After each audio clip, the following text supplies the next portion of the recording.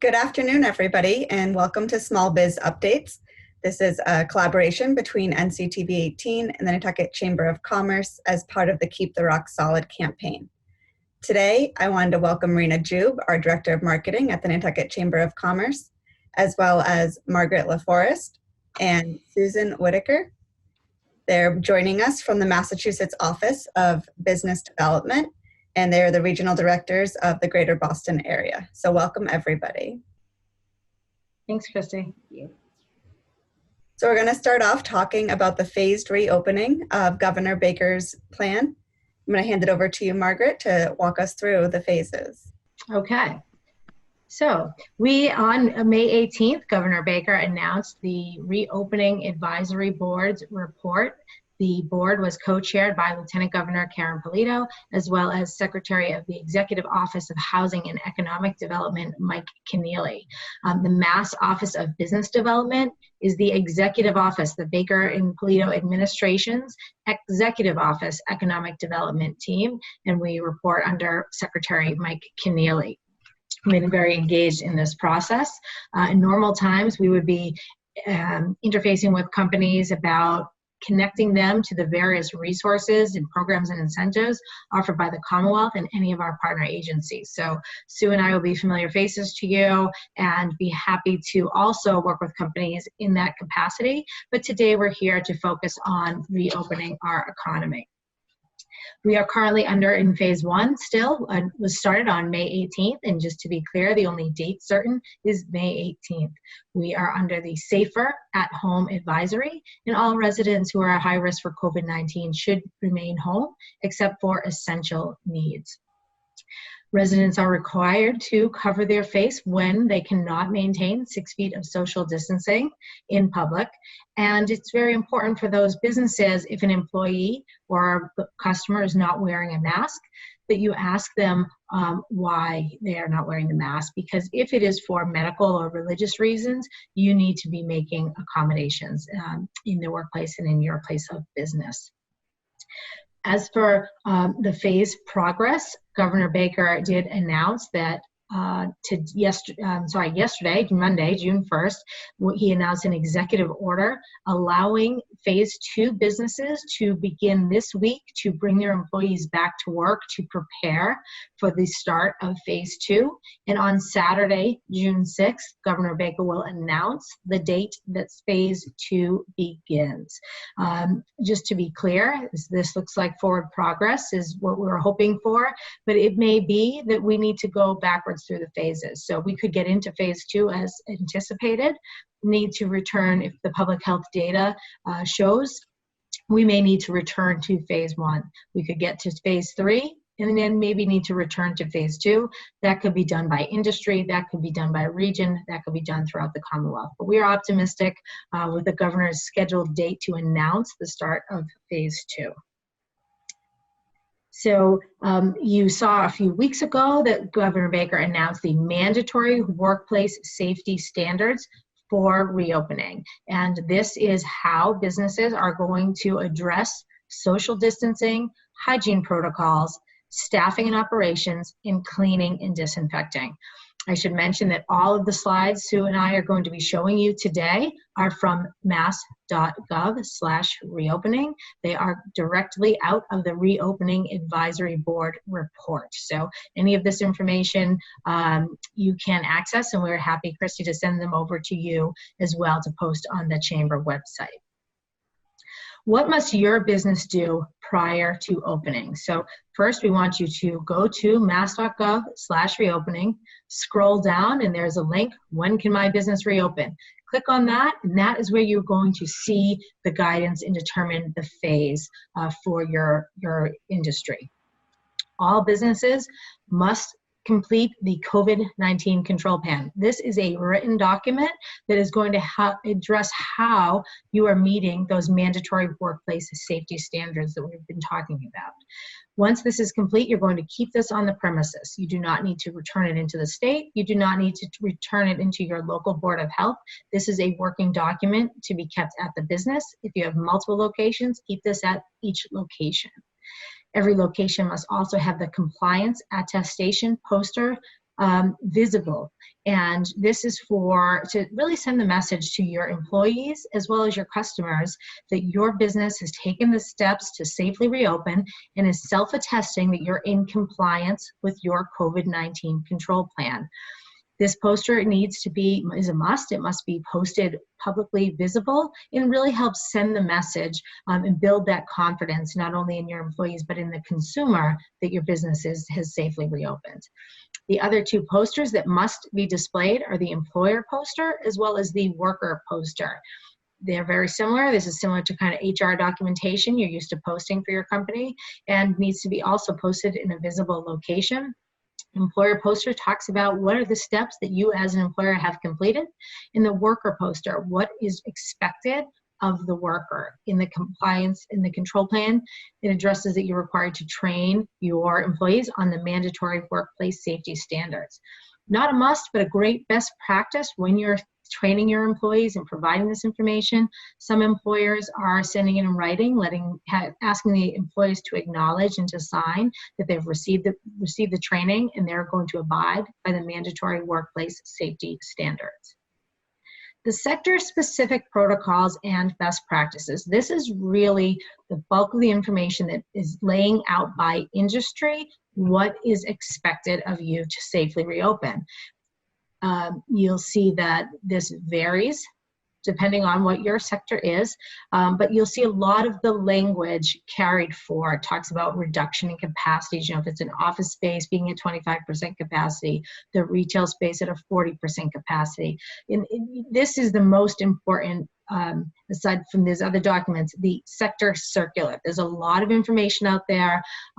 If you go to mass.gov/reopening, again, click on that, when can my business reopen? And it's going to bring you to, when you scroll down the page, it tells you your 3 columns, right? First column, what is your industry? Second column, what phase you're opening? Third column, it's going to link to any of the additional guidance that is needed for you to comply with. So for example, there is construction guidance, there's manufacturing guidance, there's car wash guidance, pet grooming.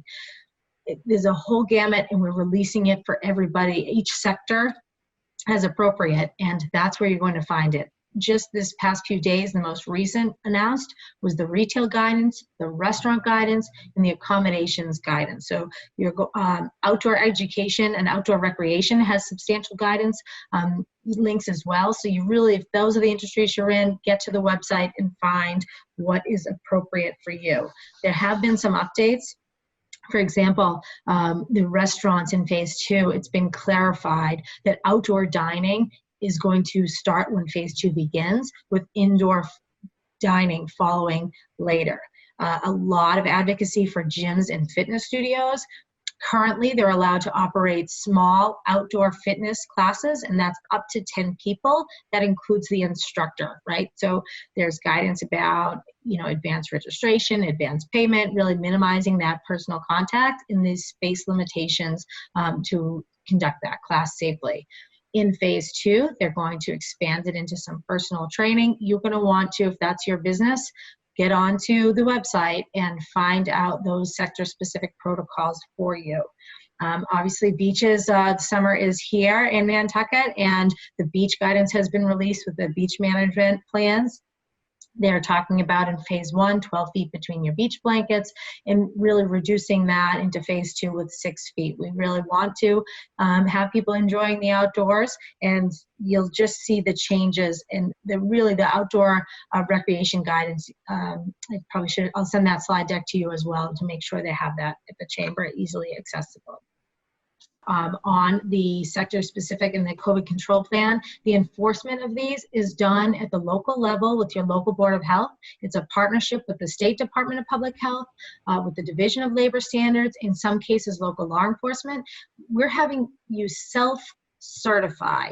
And the important message for the business owners to know from the state and from the Nantucket community is that these enforcement agencies, we anticipate being complaint-driven. Maybe if it's a customer sees something or staff member sees something and a complaint calls in, it's going to be reactive.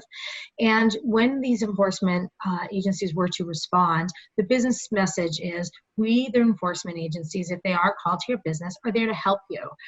This is not to penalize a business, rather to support a business, make sure the businesses have the tools to safely reopen. So if you're not finding the sector-specific protocol and weren't addressing one of the needs, we're going to help you make sure you know where that information is, and bring you into compliance. And that is the goal on the enforcement.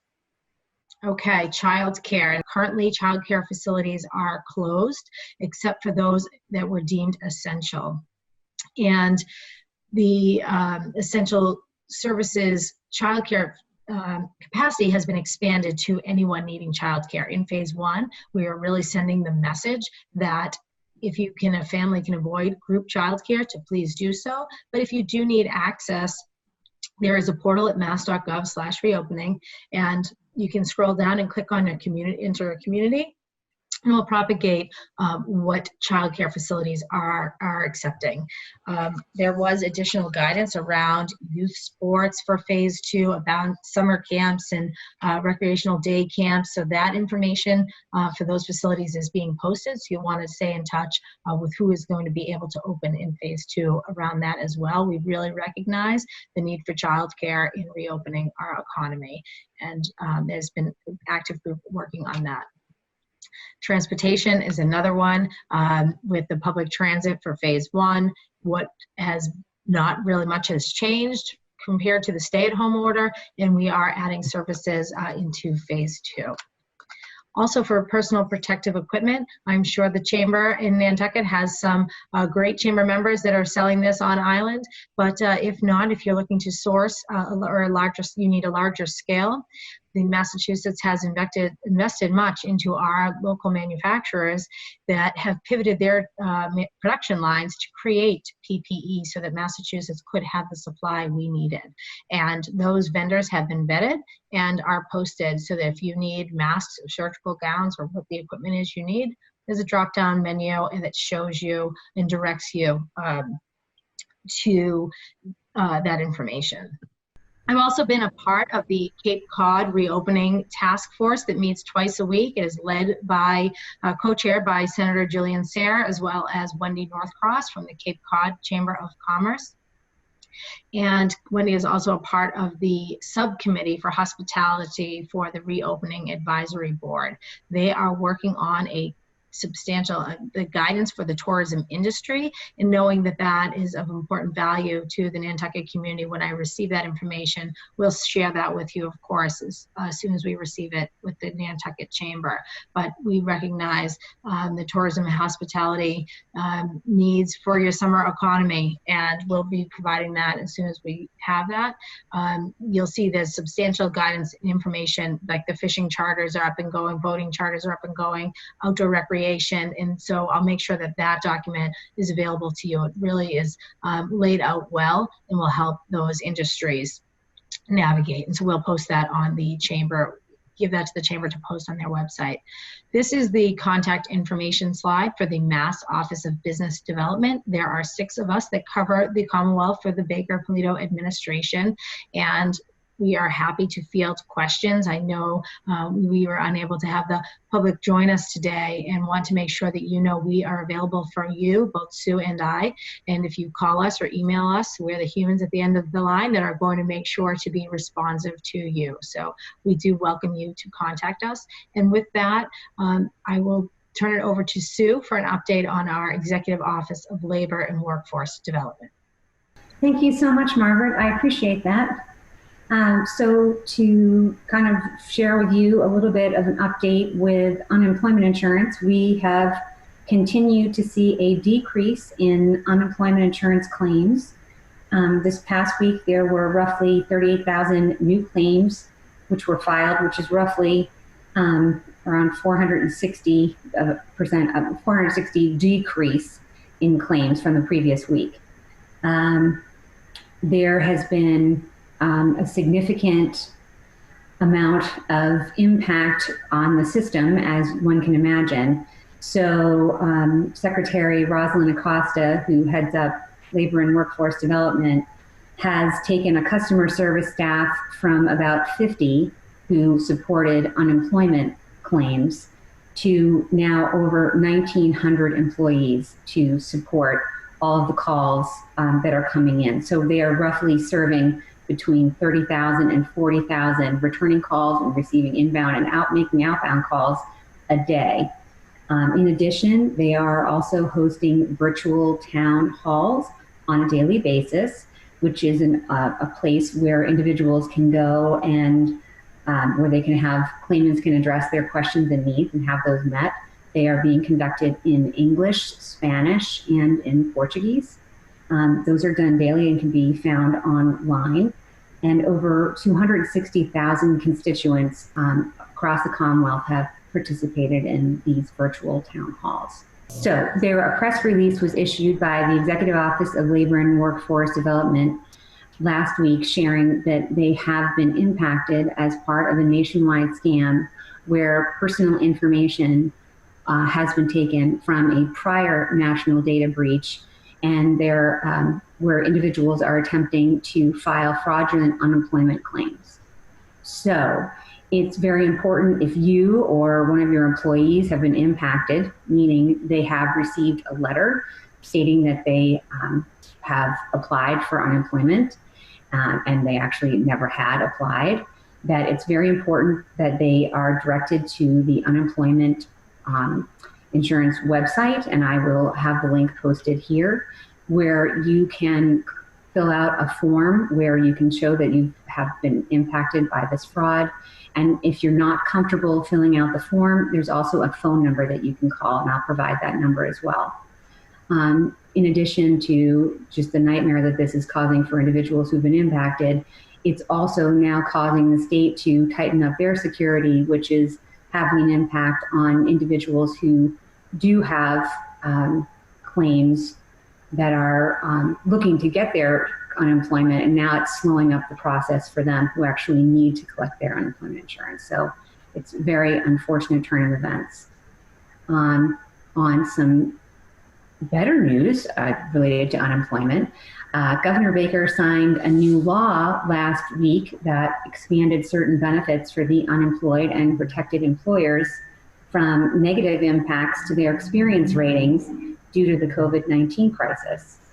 So the law expands the current claims period from 26 to 30 weeks of benefits for those who are eligible, and lifts the cap on dependency benefits. And the language in the law states that the current crisis-related claims will not be charged to an employer's account and will not be included in the calculation of an employer's experience rate. So this is something that we anticipated we were going to be seeing, but it's really nice to know that employers can rest assured that their experience ratings are not going to be impacted if they had to lay off certain staff due to the COVID-19 crisis. So that's the unemployment update that I have for you. Awesome. Thank you guys so much for reviewing the phases and unemployment. One of the first questions I have kind of related to the unemployment, I know you just mentioned that it's been expanded. On Nantucket, we saw last week that we have one of the highest unemployment rates in the state, along with the other Cape Towns and Martha's Vineyard. And just wondering if the extension applies to businesses that are kind of set to open in maybe phase 3 or phase 4, will they still be covered if they've been closed down starting in March? For their experience rating? For their employees as well. Yes, that's my understanding, that they will still they'll be covered. But the federal additional $600 is set to expire, as far as we know, at the end of July.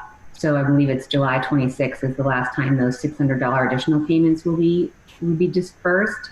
However, I know there's legislation that's pending that could alter that, and that we just don't know at this point what that's going to hold. Yeah. The other thing I think would be important for us to share while we're here about the SBA finance programs, and Sue and I can also give guidance to your members about that, is that the Congress passed on Friday some updates. And one of the biggest issues, particularly for those seasonal businesses, is they've secured the PPP funds, the money's in the bank, and their business is closed. And so the advice for them is to keep their employees on unemployment and not utilize those funds until they reopen. The intent of the PPP was to help that business get reopened, use that funds, and then use their revenues instead of paying their payroll with their revenues, get caught up on bills. So they're looking to extend up to 24 weeks versus that 8-week timeline, and that will really help particularly some of those phase 3 and phase 4 businesses breathe a little bit. The other thing is they're looking at extending the date that they need to restore the head count. So there's a lot of changes pending, and there was actually, so past Congress on Friday, there was hope the Senate was going to pass it today. So if there are companies out there that have questions and how your PPP loan and your pandemic unemployment insurance or your regular UA works together, how it works in partnership with the economic injury disaster loan, if you've applied to that, Sue and I can really help you balance all of that. So by all means, it's really hard to, in some of these public forums, to ask your personal questions. So we welcome those questions offline and can help businesses navigate all of those programs. Thank you.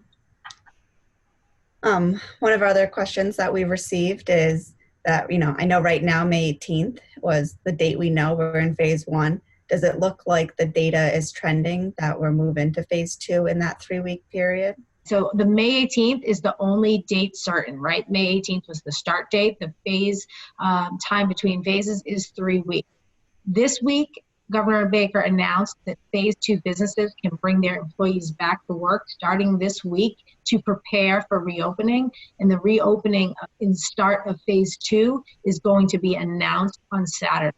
So on Saturday, we'll make the announcement on what the date is that will start phase 2. So stay tuned, but yes, it does seem to be the data. But again, that's why it's not hard dates, is that it is data, not dates. We are watching very closely the health metrics, making the decisions. So hope that helps. Yes, thank you. So another question that we got is that one of the biggest challenges on Nantucket is our seasonality. This past Friday, the governor announced phase 2 will include lodging, restaurants with outdoor dining. Do you see indoor dining, museums, and other tourist attractions being able to open sooner for some regions over others? An example could be for the Cape and Islands to be able to open museums ahead of the rest of the regions. Yep. So for restaurants, phase 2 starts with outdoor seating, and subsequently in phase 2, we will add indoor seating. So that has been clarified. As far as museums, there are some that are outdoor museums in phase 2, outdoor recreation. So as to what we recognize the seasonality, it is possible, I think, for them to do that. There has not been any commitment, but I will tell you that there is a very active tourism and hospitality subcommittee of the Reopening Advisory Board.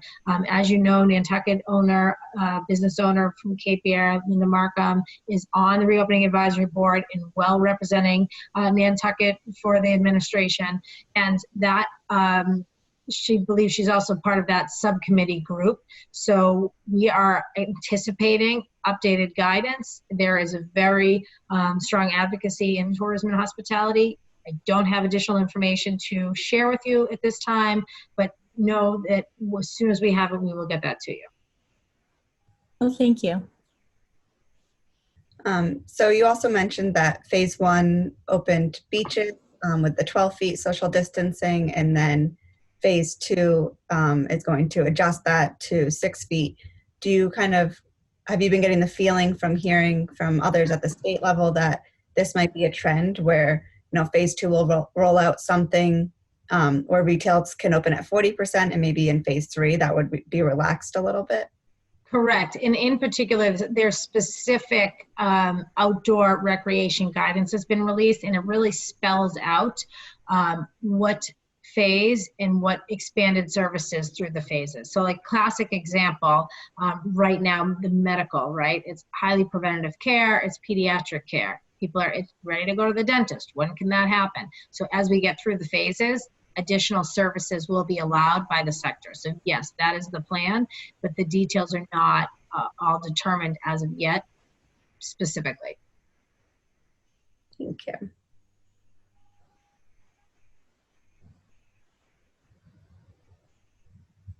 So another question we got is, so here on Nantucket, we're running multiple campaigns on how to join in our success, specifically how to visit here and stay safe and keep our community safe. Is the state doing this statewide as well?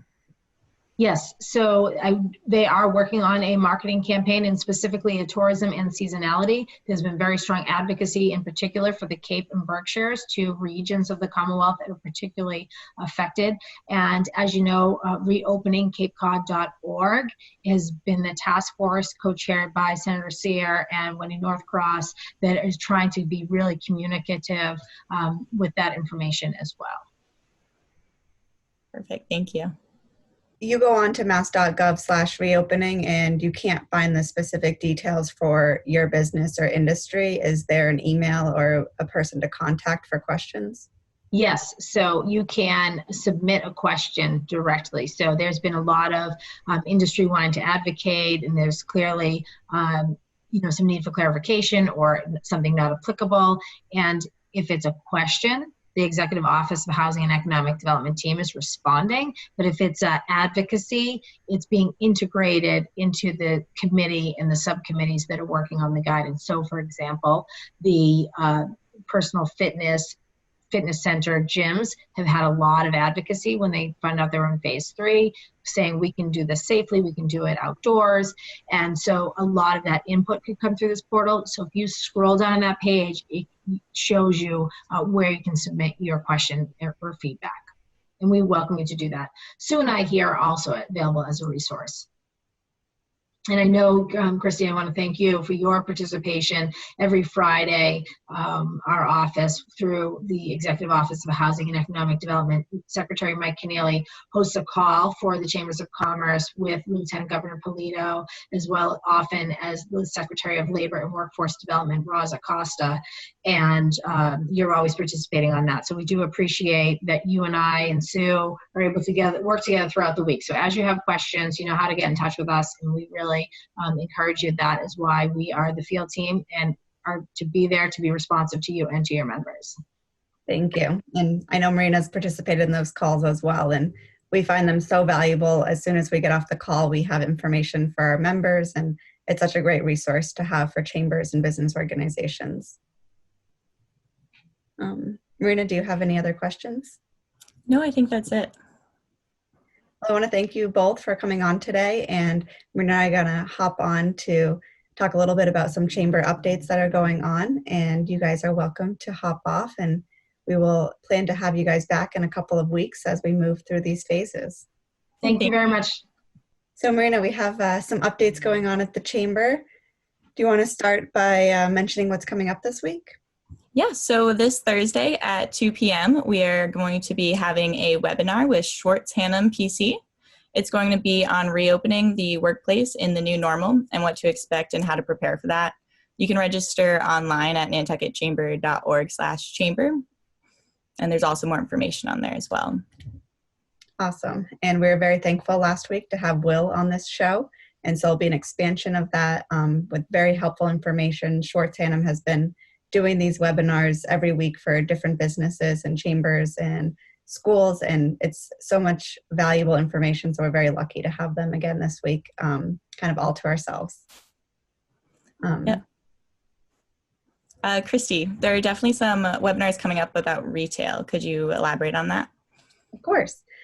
So we've been working really closely with a small retail group to determine what the needs are of the retail as we kind of deal with COVID and move into phase 1, phase 2, phase 3, and so on.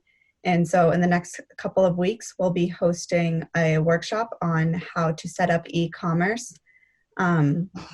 This is going to help businesses who don't have an online website start a website and make sure that it has an e-commerce portion, and then also discuss what are the different options. So Marina, as our director of marketing, knows a lot about Instagram, and Facebook has just released a small business store, and there's always ways through Shopify or Squarespace to have online stores as well. So this webinar will be looking at that.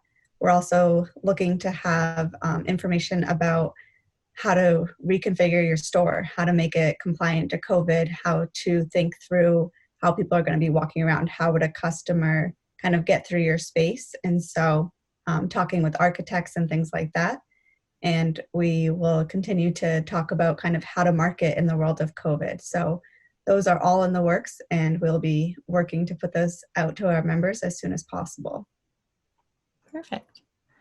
I know we also discussed the PPP in the earlier conversations, but would you be able to give a little bit more about the updates that are pending right now? Absolutely. So as mentioned earlier, the House just passed some expanded guidelines for the PPP program. And so part of that would expand past June 30th. And so businesses would be able to use the funds past that date. You would also be able to hire past that date. So right now you need to have your full workforce back by June 30th. This would allow that to extend. And another option is right now, you can only use 8 weeks you can only have an 8-week period to use these funds. And we're hoping to expand that so that businesses that are reopening a little bit later would be able to use these funds. So that is going to the Senate, and hopefully as soon as, fingers crossed, that passes, it'll be signed, and that would give a lot of relief to our seasonal businesses on Nantucket. Yeah, that definitely would help a lot of our members. So I know all the focus is on reopening, and you have been doing a lot of work on getting that word out. Can you explain a little bit to our members on what they can do if they're opening and how to get the word out? Yeah, so we've been trying to find a bunch of different avenues to get the word out about whether or not your business is open.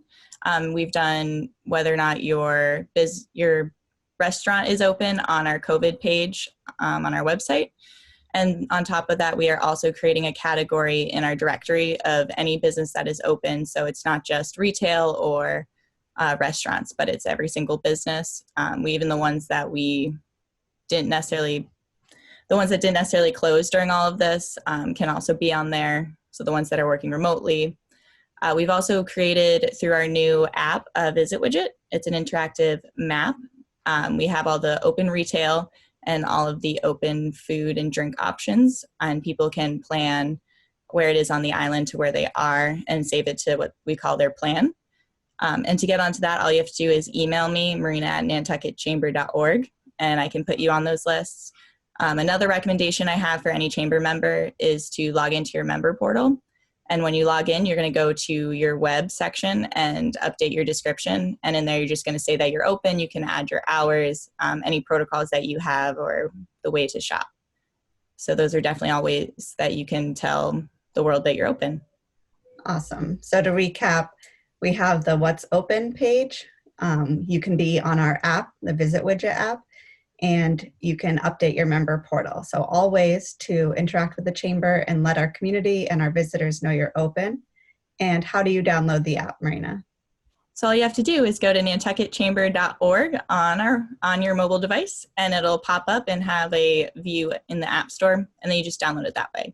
You can also search it in the App Store on both Android and iPhone. Awesome. Well, thank you so much for joining me today on Small Biz Updates, and we look forward to seeing all of your work on social media and helping tell the story of our businesses and our members. Sounds great. Thank you for having me.